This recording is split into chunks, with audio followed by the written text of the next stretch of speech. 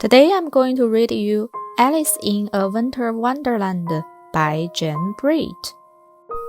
Dreamily, Alice's eye fluttered open when a white rabbit scampered by, exclaiming, "I'm late! I'm late!" He hippity-hopped out of sight on the Alaskan glacier. Without thinking twice, Alice popped down the rabbit hole. Boom! She landed on a great pillow of moss. Alice saw a tiny door that looked out into a hidden world. It seemed a little bit right, but a little bit wrong. "I'm too big to fit," she thought, sobbing. Through her tears, she saw a small jug named Drink Me. The nectar tasted of bumblebee honey. All at once, she started growing smaller and smaller. "What a curious feeling," she marveled. She heard scambling feet and saw the red rabbit dash by. Alice rushed to follow him, but her foot slipped. Splash! Now telling, she fell into a pool of salt water. The tears she swept when she was so much larger. All kinds of outlandish creatures had fallen into the pool as well. The bedraggled group wanted to warm up. "The best way to get dry would be a foot race," said the great auk. The creatures ran in every direction until they were dry. "The race is over and everyone won," the great auk squawked. To Alice, it seemed a little bit right and a little bit wrong.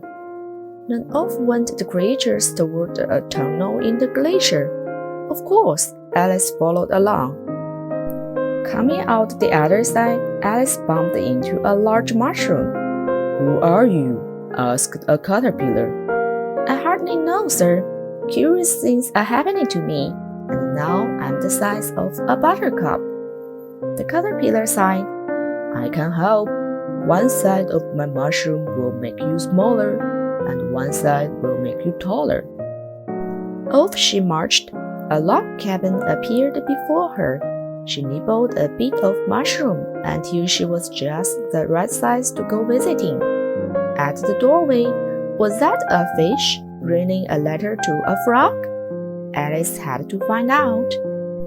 Inside the cabin, the air was filled with clouds of pepper, and objects were flying all around. A goose was holding a sneezing, howling baby bundled in a blanket. In the midst of it all crouched a large grinning Smilodon. "Why does your cat smell like that?" Alice asked. "That's not my cat," the goose insisted, plunking the baby into Alice's arm. "I must go play croquet with the queen." "How toast about everything is," thought Alice, peering into the bundle. She saw a very hairy nose and 9 prickles. The baby was a porcupine. She took it to a tender tussock and let it amble away. A loud purr made Alice look up, and she saw the grinning Smilodon again. "Dear cat," she asked, "which way do I go?" The cat grinned even wider. In one direction lived the old prospector. In the other direction lives the wearing hare. Visit either. They are both peculiar. At that, the Smilodon disappeared, beginning with the tip of his tail and ending with his grin. Alice came upon an ancient log set for tea. Both the old prospector and the wearing hare were there. When they spotted Alice, they sing-song, "No room, no room." "Nonsense," Alice said pointedly, and she sat down anyway. The tea party made no sense at all. Flapjacks actually flapped, and a sleepy pika squeaked in the teapot. The old prospector and the wearing hare moved from seat to seat, talked in riddles, and then bleated out a song. "Up above the world you fly, like a tea tree in the sky." Completely out of tune, huffed Alice. She rescued the pika and followed the tracks in the snow to a waterfall. On the other side, Alice saw playing cards painting cotton grass red. "Why are you painting the fluffy tops?" she asked. Well, miss, number 2 whispered, the queen fancies red cotton glass, and if the croquet ground isn't ready, well, then she would have all of our heads cut off. The queen, the lookout called, and the playing cards fell flat in the snow to go unnoticed. Alice refused to fall on her face before the king and the queen. The queen, glaring at her, shrugged it off with her hand. Alice, surprised by her own courage, said, "Nonsense." At that, the queen asked sweetly, "Can you play croquet, dear?" When Alice nodded, the queen bellowed, "Well, come on." What a puzzling game, Alice thought. Her croquet mallet was a bird, lemmings rolled into balls, and the playing cards posed as wickets. No one waited for turns, and the lemmings unrolled and scurried away. All the while, the queen never left off ordering, "Off with your heads!" The king followed behind, whispering, "You are pardoned." The air started shimmering, and the grinning cat appeared. Alice told him all about the topsy-turvy game and how she'd had enough of it. She stopped talking when the queen approached. "Have you seen the mock turtle yet?" the queen demanded. When Alice shook her head, the queen yelled, "Come on, come on!" She herded Alice towards a griffin, asleep in the sun. "Up, you lazy thing!" The queen prodded him. "Take this young lady to see the mock turtle and hear his history." The griffin led her to a stony beach. The mock turtle was somewhat like a turtle and somewhat something else. From what Alice could gather, the mock turtle and the griffin were old school chums, and they went on about their schooling, which had been held at the bottom of the sea. They laughed and cried as they talked about studying reeling and racing, arithmetic and mystery, and oceanography and drawing. Alice stood there puzzled and thought, "It sounds almost right and not exactly wrong."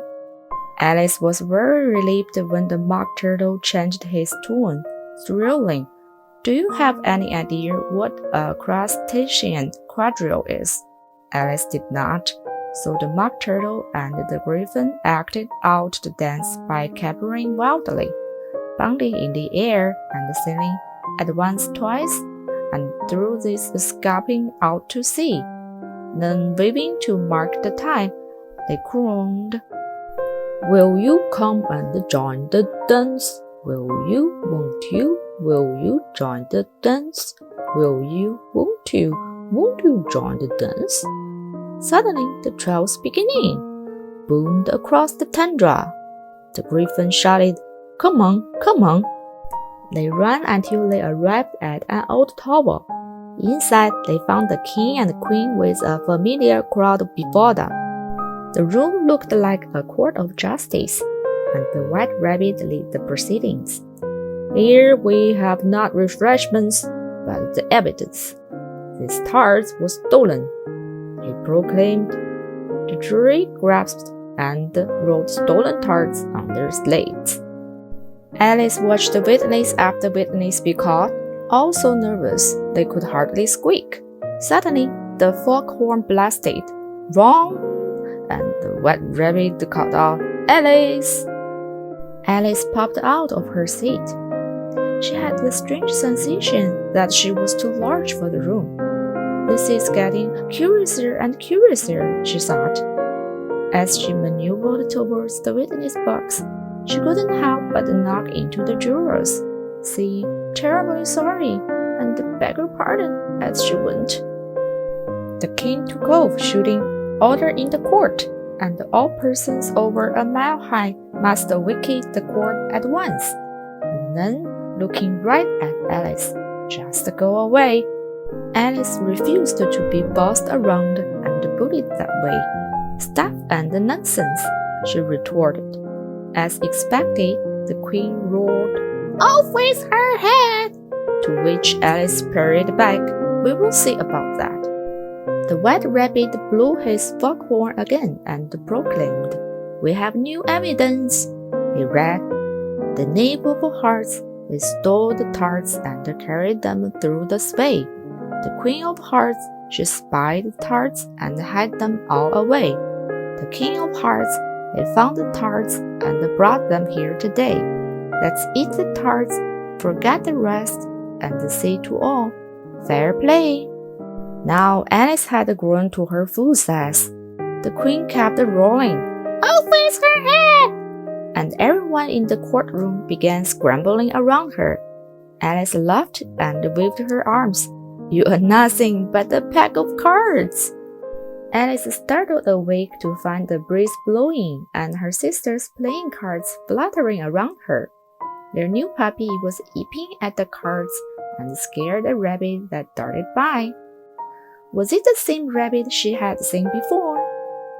Alice shrugged and rubbed her eyes, puzzling over everything she had seen.